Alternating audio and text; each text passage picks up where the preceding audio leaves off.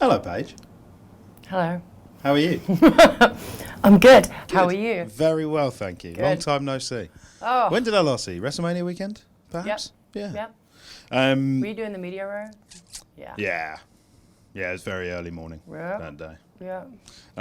We'll talk about WrestleMania in a bit, though. Yeah. We'll get to that in a minute. All right. It's very timely I speak to you this week, considering what happened on Raw. Hashtag Divas Revolution. Yes. Talk to me about what must have been an incredible night for you and the NXT girls. It was obviously insane because obviously I started in NXT with all these chicks, so it's like your family's coming. You know, it feels like it just feels like a big reunion with us girls. It felt really good. I saw them come to TVs and I was like, is it happening today? And like we didn't know, and we didn't get finished like really sorting everything out until last minute, like match before, and then we were like, okay, like let's get out there. Really? Like Wow. we literally had no idea what was going on. We didn't know what Stephanie was gonna say. We literally had to mostly wing it. I'd say half of it was completely winged. So yeah, it felt really good, and we haven't even touched each other, and the crowd is chanting "This is awesome," which takes me back to when I first debuted against AJ, and then we got this awesome chant. So I was like, wow, NXT's really like blown up since then. It really has. So yeah, it feels absolutely incredible, and I'm really happy for Charlotte and Sasha and Becky, because me and Becky go way back to the Indies, so it feels good having her. And great to have Stephanie out there as well for the segment. It's always amazing having Stephanie there. So it's just that's surreal in itself, just having Stephanie in there. Yeah. You know, she's the queen, man. I love her. Hopefully get to wrestle her one day. Well, you did say that was a dream match. That was a dream match. Yeah. It is a dream match. I noticed this on commentary. Michael Cole used the sentence, "You're looking at the future of women's wrestling." No sports entertainment, no Divas division, and it felt like that was quite a carefully considered statement that he was saying. Oh yeah, you can't just throw that around like that. No, I mean you can't, not willy-nilly like no. that. So, I mean, has there been a real change in attitude when it comes to Divas, and who has been mostly responsible for implementing those changes? Actually, it's like a group effort. Like Vince wants it to happen. Like I've been getting texts from writers and stuff like that saying, you know, we want to make the Divas division more serious, and we want to give them more time, which is perfect because obviously they wanted to give us more time before, but there wasn't enough Divas. It was just obviously for the past year and a half, it's just been me, the Bellas, and AJ. So yeah, now it's like spiced up a bit. We can really have the time and switch the matches around, and it's mostly like Vince. Hunter's had a huge thing with it, you know, as you can see in NXT, he's giving the girls time, giving them characters, like letting them do main event matches. So it's absolutely incredible. And Stephanie obviously is a huge advocate for that too. Yeah. You know, and you know that's the way the world's going right now, though. You know, with the whole Ronda Rousey thing, which I'm proud of her for saying that to Floyd Mayweather. I'm not gonna lie. Good one. Well, I was going to bring up Ronda Rousey because she's had an incredible rise to fame. Do you think she, in a weird way, is partly responsible for the way WWE are now kind of treating the women? And she's a great role model for all us women, and definitely I feel like she's a huge part of that too. You know, just her appearance on Mania really helped as well, and then her main event in UFC, and just becoming like such a dominant force in the the sports entertainment world. So yeah, I thank her all the time. She's amazing. It's her. It's all her. I think fans the world over are hoping that she has a bit of a role in WrestleMania 32. Oh, Any I hope so insights on too. that? I have no idea. No. I have no idea. I'm just hoping I get a match on it. You know what I mean? I'm sure you will. Oh, I'm sure you'll be part of it. Now, we all know your background. You were on the Indies back in the UK with your family. Do you think, because there's been, you know, as we've been talking about the Divas kind of revolution over the last kind of year and a half, the timing's been incredible for you. If that hadn't have happened, do you think you would have still made it into WWE? If which part? Well, just, you know, more focus being on the in-ring work and stuff like that for the girls. What was the question? I don't really understand. Do you think you still would have the success you're having now if the Divas division was still doing what it was doing like 5 years ago? Oh, you don't think I'd fit in back then? No, I think you would. You don't think I'd fit in if they were still doing it now? You think you would fit in? I mean, yeah, because I would always want to try and change it. And I feel like with the tools that we have now, like if we had the same goals as what we did back then as well, like I feel like we'd have the power to change it. But just being in WWE in general, like doesn't matter how the girls, like what really the girls are doing, you're just really happy to make it here. You know, this is literally like the grandest stage of them all of wrestling, you know. So. And have you given any advice to the likes of, Charlotte, Becky Lynch, Sasha Banks as they head to the main roster? Actually, I said on the way out, I was just like, if they cut time, don't rush. Because, like, that's the thing that we have. Like, we get our time cut a lot. So, and then it makes us, like, rush through the matches. Like, oh, my gosh, we have to get everything in and do everything. Well, we don't. Who cares? If we take a little bit of time off the boys, we deserve it now. Sorry, boys. Diva Revolution. I just kept saying, like, just breathe, slow down. Just take it all in. It's amazing. That's exactly what I did for WrestleMania. I just stood on the stage and Vince was like, tell her to move. And I'm like, I'm taking this in. This is great. This is surreal. Well, I wanted to talk to you about WrestleMania 31. It was a while ago now, but I think it's still very relevant considering it's probably a it's very long-lasting memory for you. Oh, yeah. What were the memories of that weekend? Your mum was in the first row. Yeah. Talk WrestleMania 31 to me. It was literally the busiest week I've ever had in the WWE because obviously you have to do you have to be up super early, as you know, for Media Row, and you have to do all these different media outlets and then do appearances and you just literally have so many things to do, like access, and it's a wild experience. Like, I didn't get to see my mum very much, and then you had Hall of Fame as well, which is my first Hall of Fame that I went to because before I was wrestling on Access during the Hall of Fame. So yeah, just having that and having to buy a gown. I've never worn a gown before, but I wore my Doc Martens with it, so it's fine. Still killing the game in that department. It's a good look. Well, I was the one that was like tripping down this steep hill as the girls were like trying to walk in their stilettos. I'm running like bah. But yeah, it was a crazy experience. And then got into like seeing everyone, like Dwayne and stuff, and then I went out for the main event between Brock Lesnar, Roman Reigns, and then when Seth ran down, and like, wow, the atmosphere, just being like knowing I was on the show like a couple of matches before, and then being out there with the crowd, and they were so into it, and it was just an insane experience. I was just like, man, I work here. I wrestled on this show in front of 80,000 people. Like, it's mind blowing. And I asked Dean Malenko as well.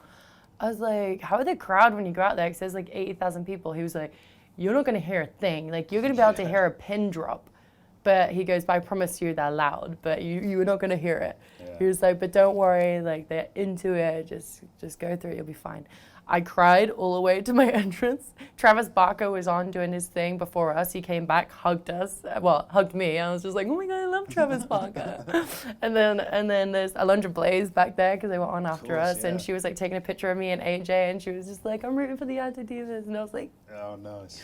So then I walked out and I was just like, whoa, like, this is crazy. Like, and then walking all the way down, like, hugged my mom, did the rest of the match, and then I couldn't even stay in character after the match. Like, I just broke down in tears, and I was like, I don't even care about the Bellas right now. I just jumped out the ring and hugged my mom, like, sobbing. AJ's on the top rope, like, get in the ring. I'm like, no. Nope. Mommy. Yeah, so it was surreal. And you mentioned AJ there. You obviously shared the ring with AJ, emotional time after the match with AJ. We haven't seen her in WWE since. She left soon after. I know you've recently seen her in LA. I did. How is she? She looks so good. And can we expect her back at any time? I have no idea. I didn't prod around in that department because I was just like, you know what, she's having a good time. She's doing her thing, you know. She's got a lot of like charity things she's working on and a lot of business things. So I was like really happy for her. But she looks great. She put on some weight in a good way, you know, like she just looks so healthy. She's rested. She's got little blonde streaks in her hair. I was just like, what has gotten into you? She was just like, I don't know. She was like, anything I was against, I'm willing to do. I'm just like, you're like a changed person. But she's so happy and healthy and just enjoying life right now. So I was really happy to see her because I tweeted saying, hey, LA. She was like, you're in LA. And I'm like, are you? Nice. Like, yeah, so we met for a coffee for about 40 minutes. But it was so lovely. Great to catch up. Yeah. Now, while we're talking about WrestleMania, we should talk about WrestleMania 32. If you could, you said you know, fingers crossed, you get a match on the card. What would that ideal match be at WrestleMania 32? Would there be a strong NXT presence with the girls, maybe? Hopefully, the NXT girls get to be part of it. Like me, Charlotte, and Becky, maybe against even the Bellas and Alicia would be great, you know.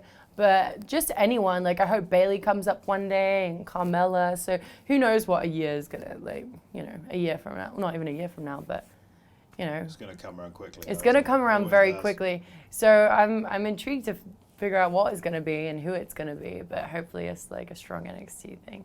Well, it's going to be the biggest WrestleMania ever, I imagine. I feel like it is. I think it's going to be. Yeah, I'm hoping so. You know, if Ronda makes an appearance and, you know, old Dwayne makes an appearance, that'd be great. If Stephanie wrestles, like, you know. Then I think you've got your 100,000 fans. I feel like you do as well, just on them three alone, you know. And you. Well, me. I mean, I at least get half them in just by me. Exactly. Like 50,000 people, we're here to see Paige. I'm like, I know. Come on, guys.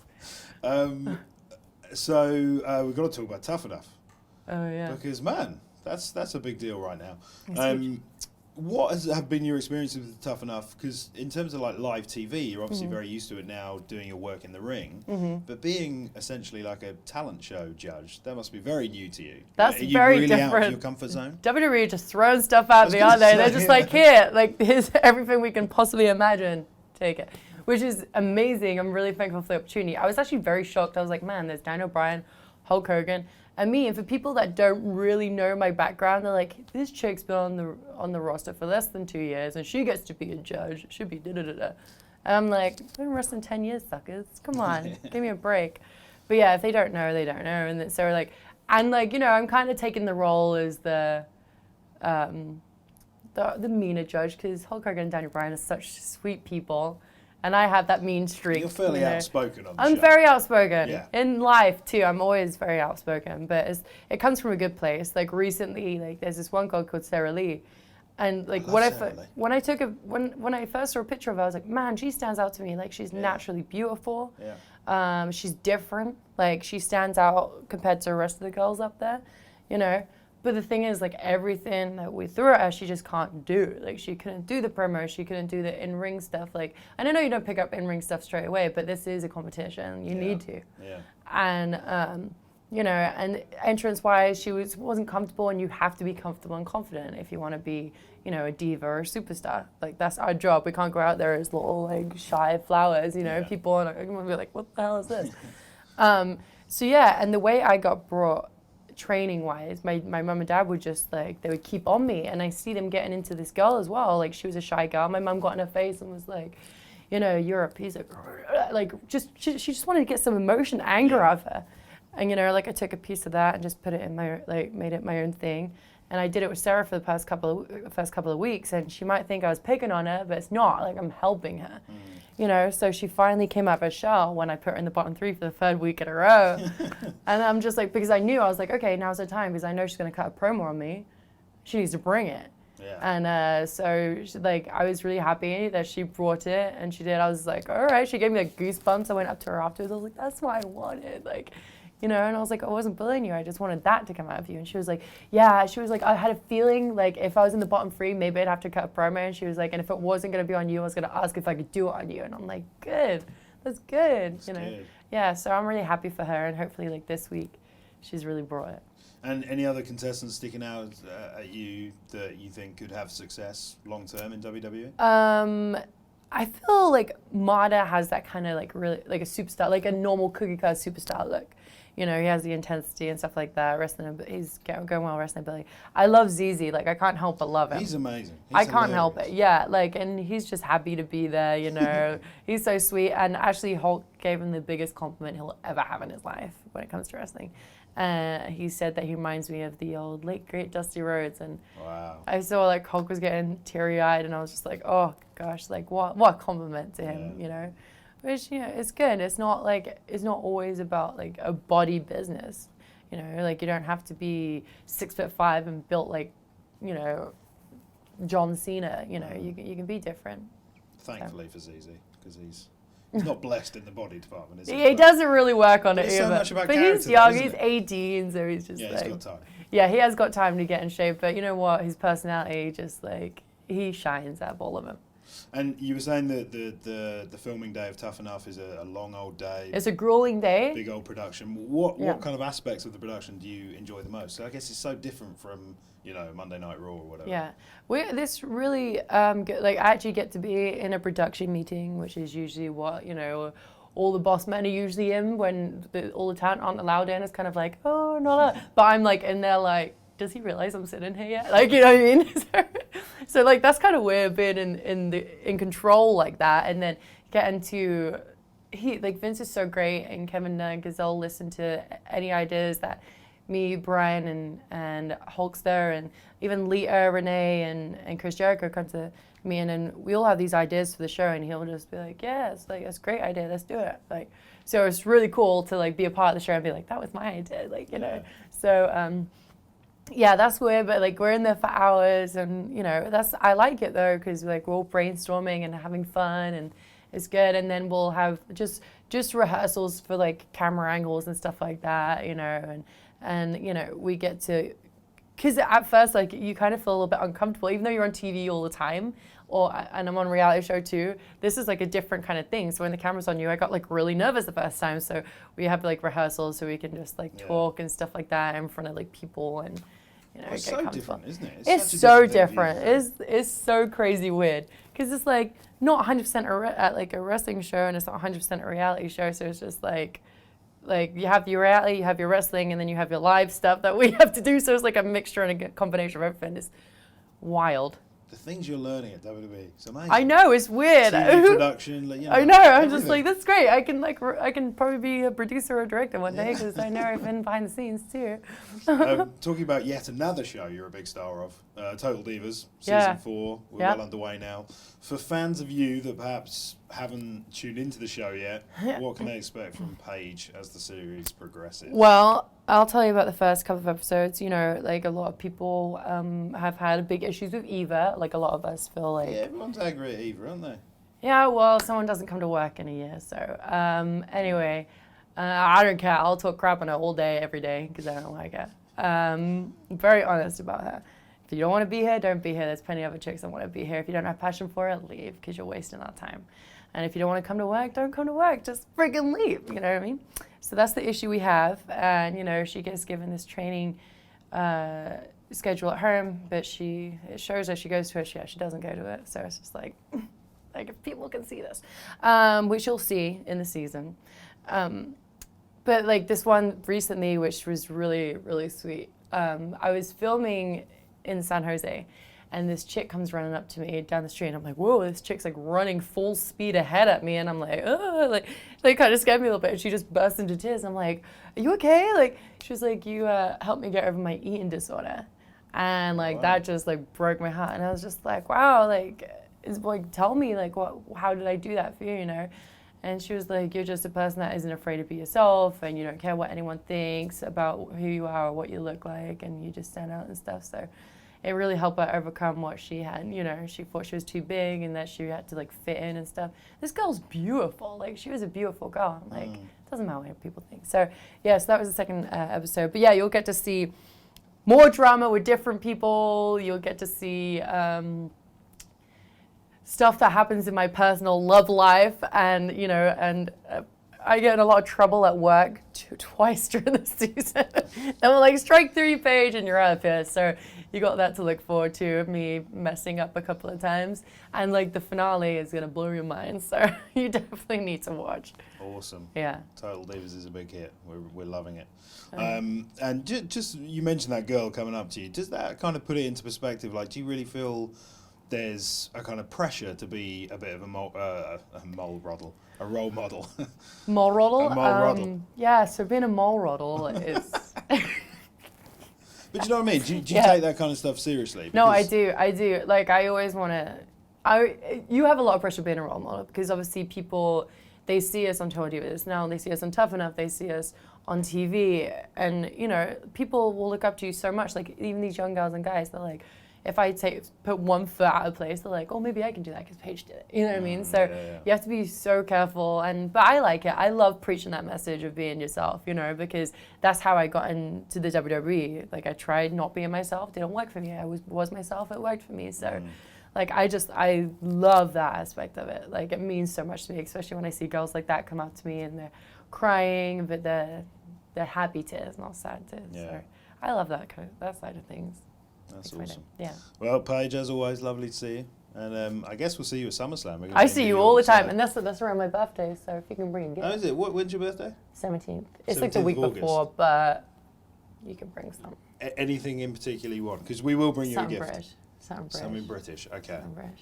Do you know what? I just went to Disney World yesterday, and you can go to Epcot where you go around the world, and they've got like a British side. They're all dressed in little bonnets and stuff. I'm like, yeah, that's what we dress on a Saturday and Friday night. But yeah, there's all this chocolate, so I just got Galaxy Ripples and Munchies and stuff like that. Nice. I was in my element. I destroyed those last night. It was great. Monster Munch, you a fan? We can Oh, I bring love some Monster Munch. Yeah, pickled onion. Pickled onion. Yeah. Perfect. Yeah. They'll be there with us at SummerSlam. Ah, yes. Paige, you're a legend. You've made High my five. day.